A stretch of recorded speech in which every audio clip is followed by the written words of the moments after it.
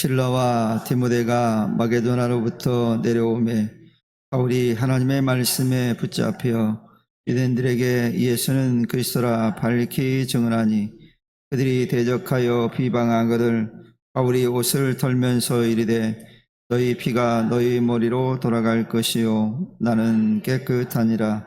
이후에는 이방인에게로 가리라 하고 거기서 옮겨 하나님을 경외하는 디스도라 하는 사람의 집에 들어가니 그 집은 회당 옆이라. 또 해당자는 그리스도바가 온 지방과 더불어 주를 믿으며 수많은 고린도 사람도 듣고 믿어 세례를 받더라.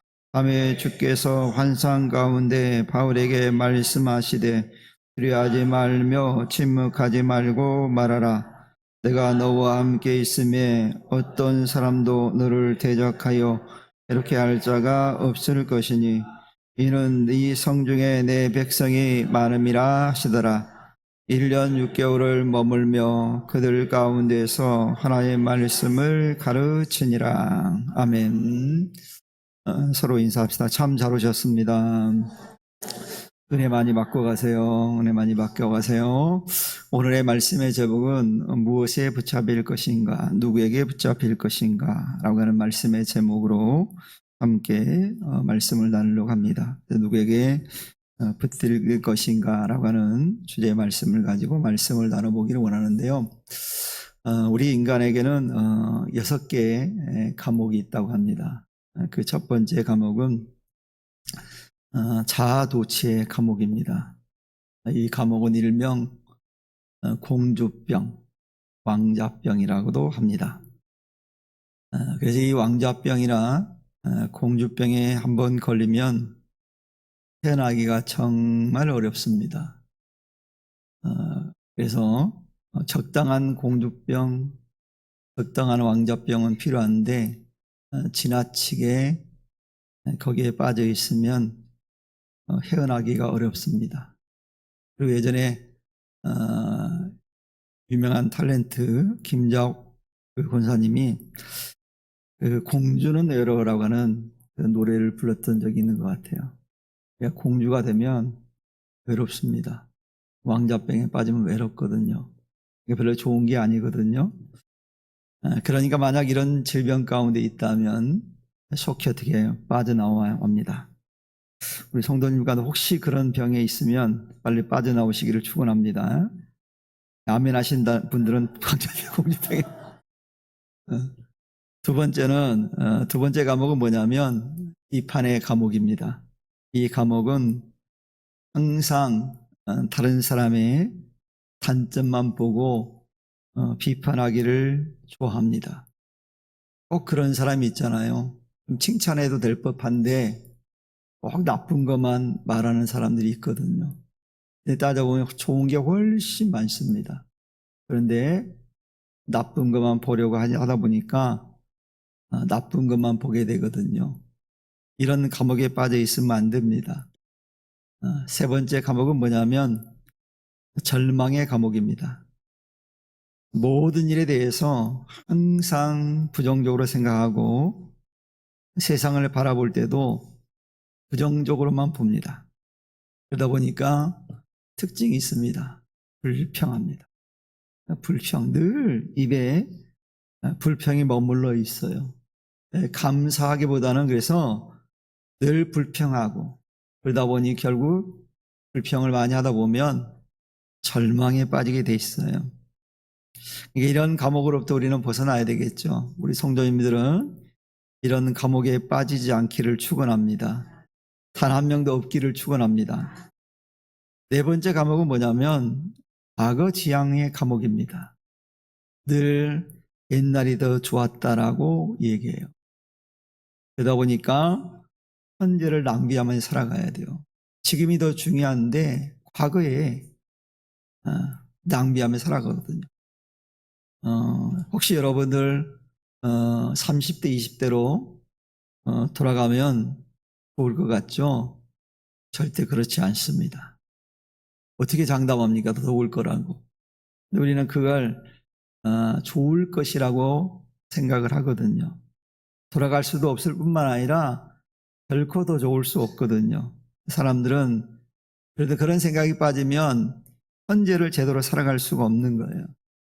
언제가 어떤 연예인에게 사회자가 질문을 던졌습니다. 어떤 질문을 던져냐면 당신은 언제가 가장 행복했습니까? 라고 물었더니 이 연예인이 이렇게 답했어요. 지금이요. 지금이 가장 행복하고 지금이 가장 잘 나갑니다. 라고 얘기했어요. 유행가 가사 가운데 그런 가사가 있죠. 오늘이 가장 무슨 날이라고요? 좋은 날이라고. 가장 좋은 날이래요. 오늘이 가장 여러분들이 젊은 날입니다. 그렇죠. 내일 가면 좀 더 늙잖아요. 그러니까 오늘이 가장 젊은 날이에요. 현재가 그만큼 중요하다는 얘기죠. 이처럼 과거지향적인 감옥에 갇혀 있으면 현재를 낭비할 수밖에 없어요. 거기에 빠져 있다 보면. 그러니 이런 감옥으로부터 우리는 속히 벗어나야만 합니다. 다섯 번째 감옥은 뭐냐면 선망의 감옥입니다. 이거 무슨 이야기냐면 내 떡의 소중함을 모르고 남의 떡만 더 크게 본다는 얘기예요. 즉 자신의 것이 귀한 것인지를 모르고 늘 남의 것만 좋다고 말하는 거예요. 훨씬 자기에게 좋은 것이 더 많고 귀한 것이 많음에도 불구하고 남의 것만 좋다라고 얘기하는 거예요. 우리는 이런 감옥으로부터도 벗어날 수 있기를 축원합니다. 그리고 여섯 번째 감옥은요, 질투의 감옥이에요. 질투의 감옥. 남이 잘 되는 것을 보면 괜히 어디가 아파요? 배가 아파요. 배가. 왜 배가 아플까요? 그러다 보니까 남이 잘 되면 칭찬하기에 앞서 뭐예요? 헐뜯어요. 그 사람 과거에 저랬어. 헐뜯고 싶어져요. 그래서 우리나라의 속담에 이런 말이 있어요. 사촌이 땅을 사면 배가 아프다. 제가 그래서 우리나라에서 누군가가 우리나라 속담 가운데 없애고 싶은 속담이 뭐가 있습니까? 그러면 이 속담 없애고 싶어요. 아니 사촌이 땅을 사는데 왜 배가 아파요? 축하해주고 좋아해야죠. 기뻐할 일 아니에요? 사촌이 땅을 샀는데. 네? 너무 좋은 일이잖아요. 행복한 일이잖아요. 즐거운 일이잖아요.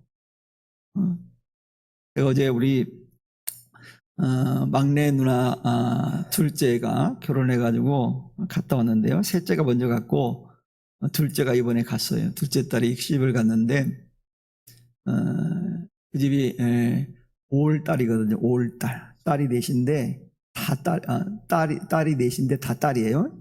말 이상한 거 같죠? 딸이란 얘기예요. 딸을 강조한 거예요. 근데 막내만 이제 남았어요. 다 갔어요. 그런데 제가 배가 아팠을까요? 좋았을까요? 좋더라고요.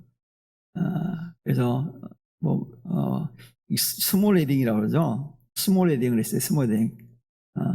스몰 웨딩을 했는데 다 좋았는데 한 가지만 안 좋더라고요. 음식이 별로 했어요. 이처럼 제 조카가 가니까 너무 좋더라고요. 그래서 너무 행복했어요, 저희.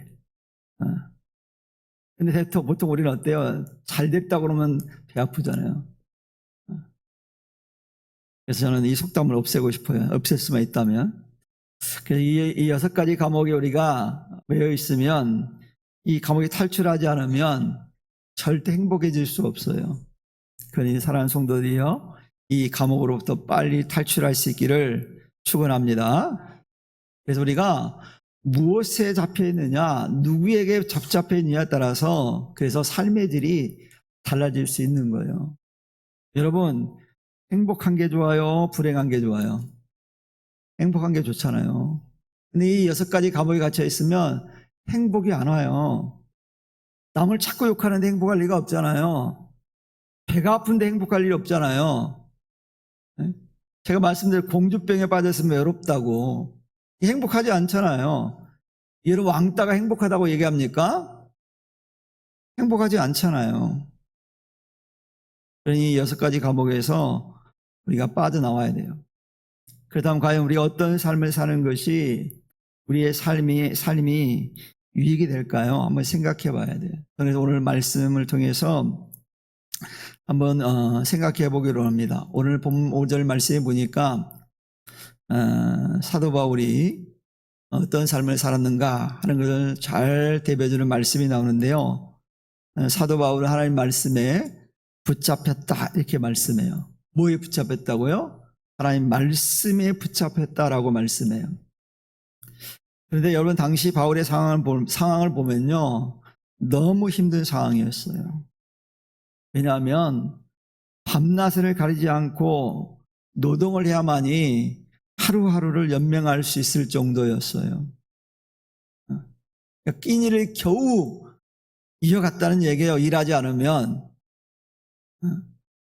이처럼 바울은 이 고린도에서 사역할 때 너무도 힘든 사역을 감당하고 있었어요.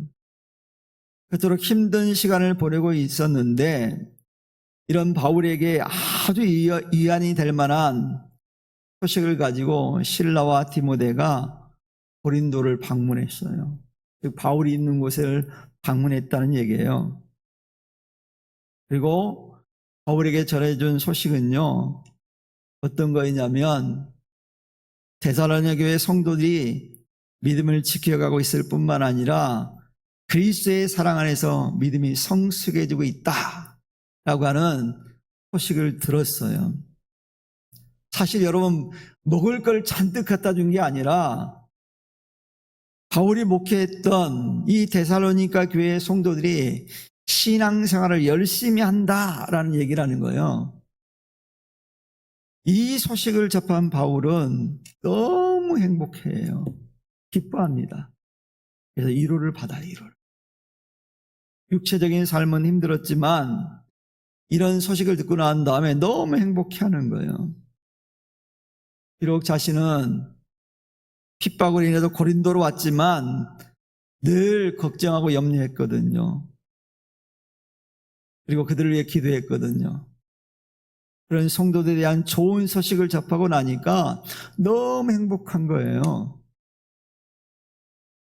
이런 바울의 마음을 잘 표현한 말씀이 데살로니가전 3장 7절 8절에 잘 나타납니다. 거기 보면 뭐라고 되어 있냐면 이렇게 되어 있어요.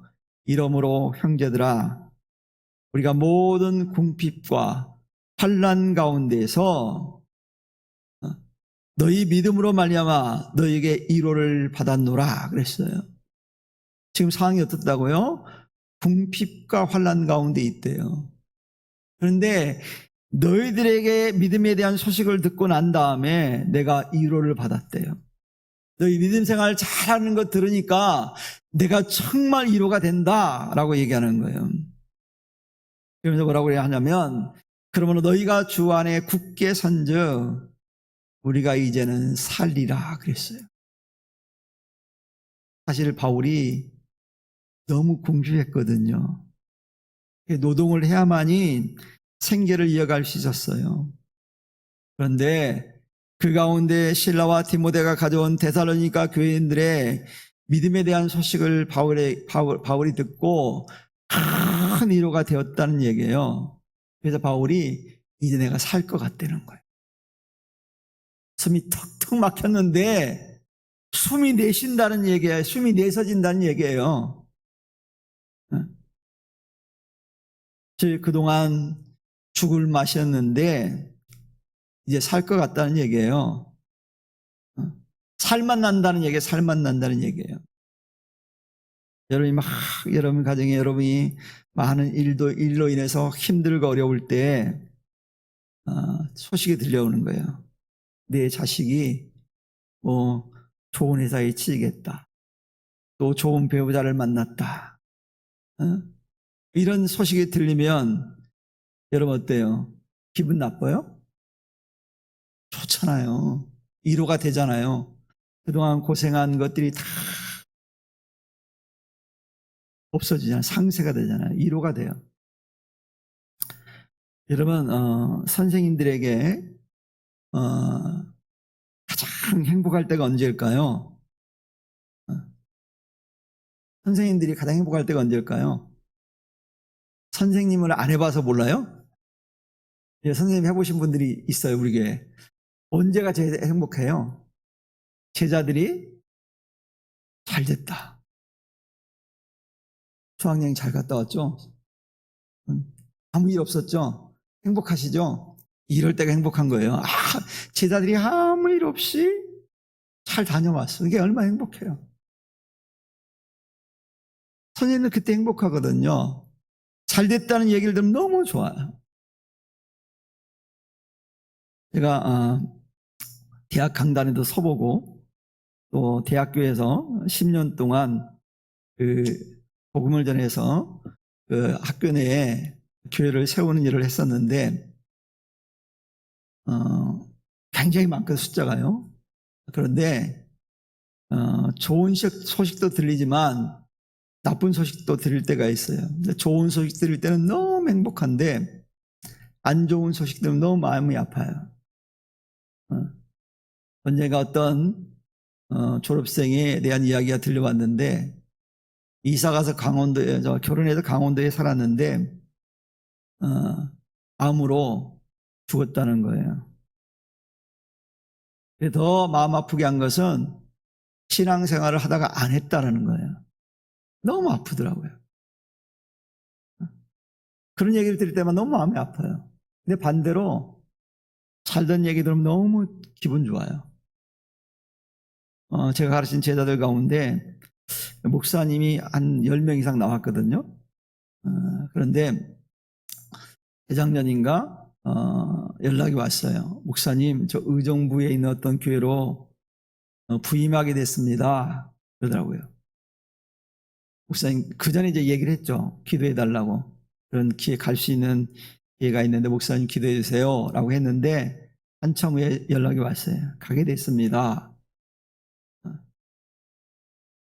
그런데 그 교회가 상당히 규모가 있는 교회예요. 2,000명 이상 모이는 교회예요. 주일날 출석이. 스승보다 훨씬 더 잘났어요. 그 얘기를 듣고 제가 배가 아팠을까요? 이렇게 아프네 그랬을까요? 너무 좋더라고요. 목사님 기도해 주세요. 그래서 제가 전화로 기도해 줬어요. 너무 기분 좋은 거예요. 내가 목회하는 것 같고. 그래서 제가 주의사항을 줬어요. 몇 가지. 늘 부목만 하다가 담임으로 갔으니까 주의사항을 그랬더니 감사합니다. 그리고 지금도 가끔 힘들 때면 연락이 와요. 이런 것처럼 잘 되지는 거 보면 너무 행복하거든요. 바울이 그런 심정인 거예요. 힘들고 어려웠는데 대사로니 교회 성도들이 신앙생활 잘하고 믿음이 막 쑥쑥 자란다고 하니까 그동안 힘들었던 게 싹 녹놓듯이 녹아버린 거예요. 우리가 그렇잖아요. 내 자녀가, 내 제자가 잘 됐다고 하면 얼마나 기분 좋습니까? 사실 지금 세상적인 조건을 보면 바울은 너무 힘든 상황이에요. 근데 위로를 받았거든요. 그리고 바울이 또 힘든 상황 가운데에서도 견딜 수 있는 이유가 있어요. 그게 뭐냐면 하나님 말씀이었어요. 하나님 말씀. 5절에 말씀하고 있듯이 하나님 말씀에 붙들렸잖아요. 하나님 말씀에 사로잡혔기 때문에 힘든 상황 속에서도 불평하지 않고 예수님을 전하는 일을 열심을 다해서 게으름 피지 않고 전했다는 거예요. 말씀에 붙들리니까 불평할 수가 없는 거예요. 그래서 바른 신앙을 가지면 앞에 설명드린 것처럼 6가지 감옥으로부터 탈출하게 되거든요. 매여 있지 않아요. 특별히 바울은 늘 어떤 의식을 가졌냐면 자기는 복음의 빚진 자라는 의식을 가졌어요. 그리고 하나님께서 자기를 통해 무엇하기를 원하는지를 그는 알고 있었어요. 그게 뭡니까? 복음 전하는 거잖아요. 그래서 그는 생명 걸고 복음을 전했던 거예요. 그래서 여러분, 하나님 말씀에 사로잡히게 되면 어떤 방해의 공작이 있어도 절대로 복음을 포기하지 않습니다. 수 없는 어려움들이 닥쳐온다 할지라도 복음을 전하는 걸 포기하잖아요. 그리고 복음도 가로막지 못해요.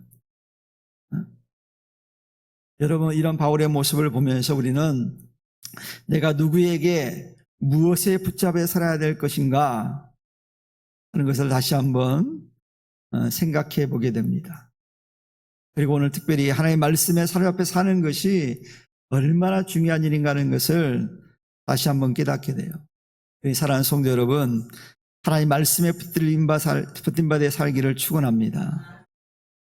이런 예수님의 제자들이요, 복음을 전하려고 할 때 방해하는 세력들이 있었거든요. 늘 방해꾼이 있었어요. 그들이 누구였냐면 유대 정치 지도자, 그리고 유대 종교 지도자들이었어요. 그들은 어떻게 보면 적극적으로 협조해야 될 사람들인데 오히려 방해꾼이었어요. 왜냐하면 그들은 형식주의, 율법주의에 빠져 있었거든요. 그러다 보니까 보아야 될 것을 보지 못하는 어리석음을 범했어요. 그래서 제자들이 복음을 전하는 곳이면 어김없이 나타나가지고 복음을 전하지 못하도록 방해했어요. 때로는 죽이겠다고 위협도 했어요. 때로는 감옥에 가두기도 했어요. 왜 이런 일이 벌어집니까? 정말 보아야 될 것을 보지 못하기 때문에 이런 만행을 저지른 거거든요. 그런 그들에게 제자들이 얘기합니다. 우리가 하나님 말씀 듣는 것이 옳은가? 너희 말을 듣는 것이 옳은가? 한번 생각해 봐라 라고 제자들이 얘기했어요. 내가 하나님 말씀 듣는 것이 맞는지, 너희 말을 듣는 것이 옳은지 생각해 보라는 거예요. 즉 내가 사람의 말을 듣는 것이 옳은지 하나님 말씀 듣는 것이 옳은지 한번 생각해 봐라는 거예요. 오늘 신앙생활 우리도 마찬가지예요. 그래서 우리가 어떤 중요한 것을 결정할 때 영적인 생각으로, 영적인 관점에서 할 것인지 육적인 생각으로 할 것인지 한번 깊이 신중하게 묵상하고 결정해야 되는 거예요. 즉 하나님을 기쁘게 할 것인가, 사람을 기쁘게 할 것인가 깊이 묵상하고 생각하고 결정해야 된다는 거예요. 비록 내게 힘든 상황이라 할지라도 우리 믿음의 사람이라면 하나님을 위한 선택을 해야 된다는 거예요. 우리가 어떤 일을 선택할 때 자녀들의 일에 대해서 어떤 걸 선택할 때 여러분 어떻게 선택합니까? 내게 유익한 걸 선택합니까? 자녀에게 유익한 걸 선택합니까? 부모라면 당연히 자녀의 유익한 길을 선택하잖아요. 이걸 자녀들이 알면 얼마나 좋겠습니까? 내 자녀들이 잘 몰라요. 그러니까 툭 하면 막 자녀들이 엄마 아빠한테 대들어요. 꼰대라고 대들고 잔소리한다고 대들고 얼마나 얄미운 줄 몰라요. 말도 하기 싫을 때 있어요. 저도. 제가 요즘 그래서 우리 아들들한테 입을 닫았어요. 뭔 말만 하면 막 공격하니까 애들하고 말을 안 섞는 게 좋겠다 싶어가지고 마음으로만 응하고 그냥 섞질 않아요. 저것들이 장가를 가가지고 애를 낳아가지고 저랑 똑같은 놈 만나면 다 알겠지 뭐 이렇게 생각하고 정말 그러잖아요. 근데 부모는 어때요? 항상 자녀의 유익한 쪽을 선택하잖아요. 사랑하는 청년들, 젊은 부부들, 여러분의 담임 목사가 얘기한 거니까 내가 경험으로 얘기하는 거니까 우리 자식은 내가 욕할 수 있잖아요. 그러니까 여러분은 부모들은 여러분을 절대 욕 못하니까 제가 알려줬으니까 이제 깨닫고 좀 잘하시기를 축원합니다. 대답을 하는 젊은 사람들 아멘. 부모에게 잘하라고. 잘해야 돼요. 잔소리라고 생각하지 말고 들어주면 얼마나 행복해하는지 몰라요. 여러분 참 어리석어. 부모는요 자녀들이 말할 때 잔소리라고 말하지 않고 들어주면 너무 행복해요. 솔직히 그렇잖아요. 그렇죠? 내가 좀 실수하고 좀 잘못된 말을 하더라도 자녀들이 내 말을 들어주면 부모는 기뻐요. 그러니까 좀 들어주세요. 기분 나빠도. 이게 여러분들이 복된 길이에요. 여러분 부모가 행복하면 여러분을 더 많이 축복하고 기도할 거예요. 그래서 우리는 결정할 때 항상 하나님을 위해서 결정할 수 있기를 축원합니다. 내가 정말 하나님께 속한 자이고 성령께 사로잡혀 있는 사람이라면 우리 영적인 결정을 내려야 돼요. 성경 분명히 말씀하거든요. 로마서 8장 6절에 보니까 바울이 이런 고백을 해요. 육신의 생각은 사망이요 영의 생각은 생명과 평안이라 그랬어요. 육의 생각은 뭐라고요? 사망이래요. 망하는 길이래요. 영의 생각은 생명과 평안이래요. 즉 하나님을 위한 선택은 생명과 평안이 준다라고 하는, 생명을 준다라는 거예요. 이건 단순히 사도 바울이 그냥 한 얘기가 아니에요. 그가 경험하고 체험한 것들을 통해서 거기서 나온 고백이에요. 고백. 지어낸 얘기가 아니에요. 우리가 성경을 읽다 보면 많은 성경의 위인들을 만납니다. 그런데 여러분, 그 위인들의 특징이 뭔지 아십니까? 그 위인들의 특징은요, 무엇인가 붙잡혀 있고 그것을 위해서 생명을 거는 모습을 보게 되거든요. 이건 성경이 나오는 위인뿐만 아니라 일반적인 위인들에게도 찾아볼 수 있는 거예요. 우리가 뭐 이순신 장군 하면 위대한 장군이라고 얘기하는데 그분은 어디에 붙잡혀 있었어요? 국가에. 국가를 사랑하는 마음이 붙잡혀 있으니까 오직 국가를 위해서 헌신하잖아요. 백성에게 붙잡히니까 백성을 위해 헌신하잖아요. 왕이 뭐라고 하든 상관없어요. 왕이 귀양을 보내도요, 나라를 위해서 헌신해요. 아마 저 같으면 전쟁을 승리에 이끌었는데 상을 안 주고 귀양을 보내면 싸웠을 거예요, 따지고. 근데 이순신 장군은 그런 모습이 없어요. 그냥 귀양을 가요. 왜요? 그에게는 왕이 중요하지 않아요. 누가요? 나라가 중요하고 백성이 중요한 거예요. 그래서 성공적인 삶을 만들어간 거예요. 우리 성도들도 이처럼 하나님 말씀에 붙들리고 주님께 붙들려서 하나님 나라를 위해 주님을 위해서 귀하게 쓰임받는 성도들 되기를 축원합니다. 여러분, 성경 속 인물 가운데 아주 엄청난 능력을 가진 한 사람이 있습니다. 누구냐면 삼손입니다. 삼손은 날 때부터 구별되어 길러진 사람입니다. 어마어마한 능력을 하나님께 그에게 주셨어요. 그런데 그에게 하나님께서 특별히 그에게 금한 것이 있어요. 그게 뭐죠? 첫 번째는 뭐예요? 독주를 마시지 말라는 거예요. 독주를 마시지 말고, 두 번째는 뭐냐면 머리를 자르지 말라. 평생 머리를 밀지 말라는 거예요. 이 말은 무슨 뜻입니까? 하나님께서 그를 특별한 존재로 사용하시겠다는 뜻이에요.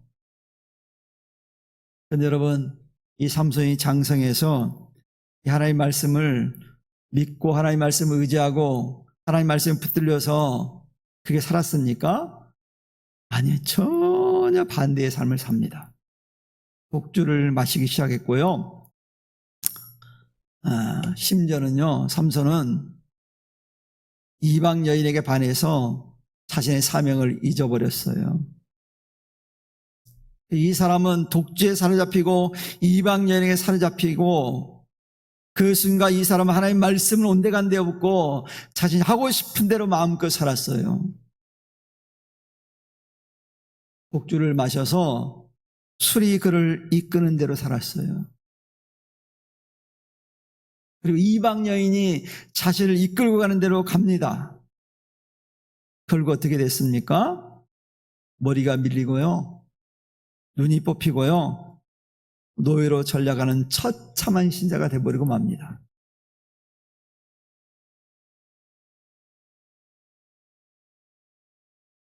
하나님 영광을 드러내고 하나님께 쓰임받아야 될 삼손이 이방 사람들에게 조롱거리가 된 거예요.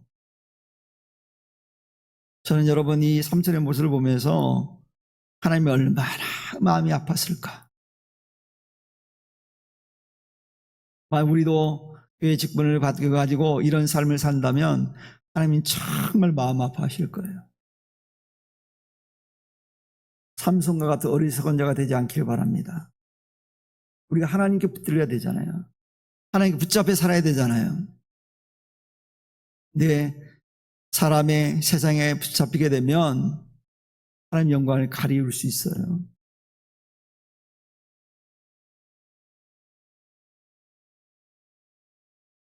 여러분, 이런 측면에서 볼 때 우리 교회 공동체 안에서 아이들을 지도하는 교사 또 부모들은 매우 중요한 사람들입니다. 내가 어떤 생각을 가지고 어떤 태도를 가지고 이제 아이들을 가르치느냐에 따라서 달라질 수 있거든요. 그래서 이 교회 성도들의 신앙 상태 그리고 교사들의 신앙의 모습은 참 중요해요. 이거 직분자들이 너무 중요해요. 우리가 어떻게 살아가느냐에 따라서 완전히 달라질 수 있거든요. 여러분, 우리 아이들은 세상 속에서 일주일 내내 세상의 문화에 젖어 있습니다. 교회는 일주일에 한 번 나옵니다. 감당이 되겠습니까? 영적 신앙 교육이 감당이 되겠어요? 어렵습니다. 그러니 내가 기도하지 않고 내가 성령의 도우심을 기대하지 않고는 해내갈 재간이 없어요. 우리도 마찬가지, 어른도 마찬가지야. 내가 일주일에 한 번 나와서 기도하고 예배하고 일주일 살아가야 되는데 힘든 거거든요. 매일 나와서 하나님과 만나도 어려운데 일주일에 한 번 나와서 살기 어렵잖아요. 어려워요. 신앙 지킨다는 거. 저는 일주일에 한 번 나오고 신앙생활을 잘 지키는 분들이 대단하다고 생각해요. 저는 이게 안 돼가지고 매일 새벽에 나오는 거예요. 목사지만. 안 돼요, 저는. 그래서 여행 가도 며칠 여행 가면 내 신앙이 흐려지는 것 같은 느낌이 막 들거든요.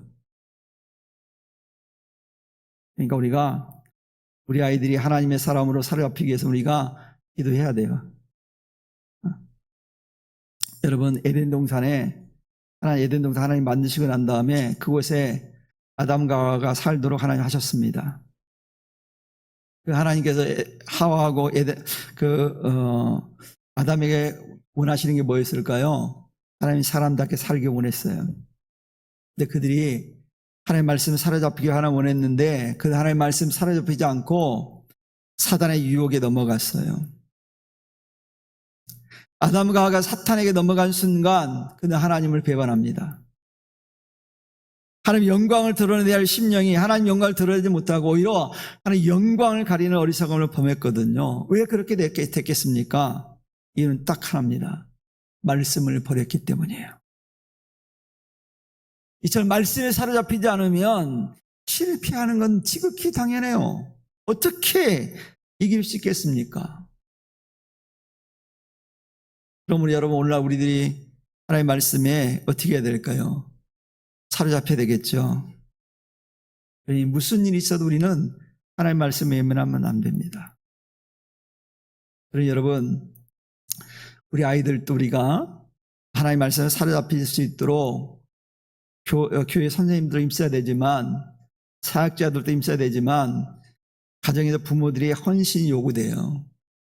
부모 헌신하지 않으면 안 되는 일이에요. 이건 혼자 되는 일이 아니에요.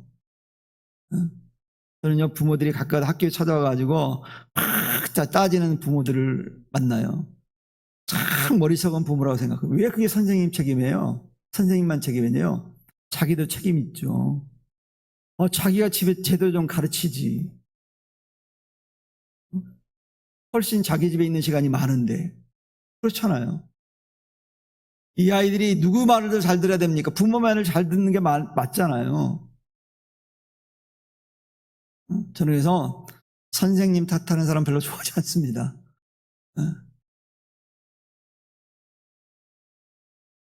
자기 탓도 해야죠. 같이 해야 되는 일이잖아요. 같이 해야 되잖아요, 부모랑.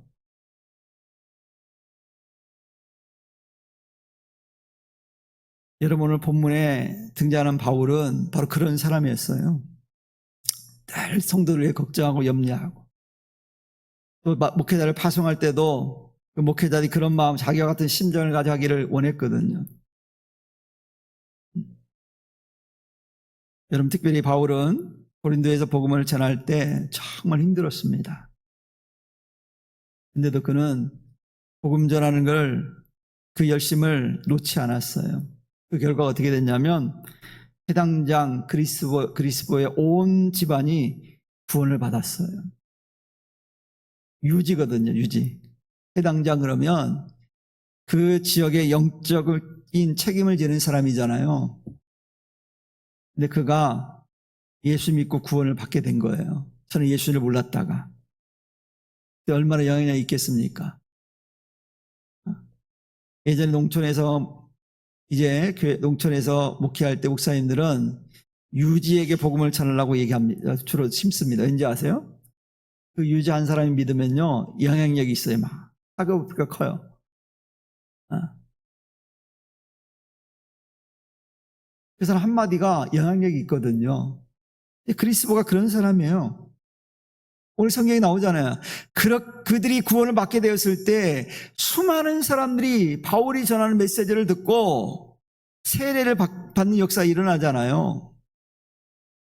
만약 바울이 방해하는 세력을 두려워해서 복음을 전하지 못했다고 한다면 이런 일이 일어날 수 있을까요? 일어날 수 없습니다. 근데 바울은 생명의 위협을 느끼는 가운데서도 사람의 말을 듣지 않고 하나님의 말씀을 들었어요. 즉 그는 하나님의 말씀에 붙잡힌 거예요. 자기 생각으로 하지 않았어요. 오직 하나님의 말씀에 붙들려서 자신의 사명에 충실했어요. 그랬더니 자기가 상상하지 못한 일이 벌어진 거예요. 오늘도 마찬가지입니다. 우리가 하나님의 말씀에 사로잡힐 때 이런 일이 벌어지거든요. 우리가 복음을 전하고자 할 때 세상 사람들의 공격이 두렵습니까? 우리는 그런 세상의 공격을 두려워하지 않기를 바랍니다. 믿지 않는 사람들의 말을 두려워할 것이 아니라 하나님을 두려워해야 돼요.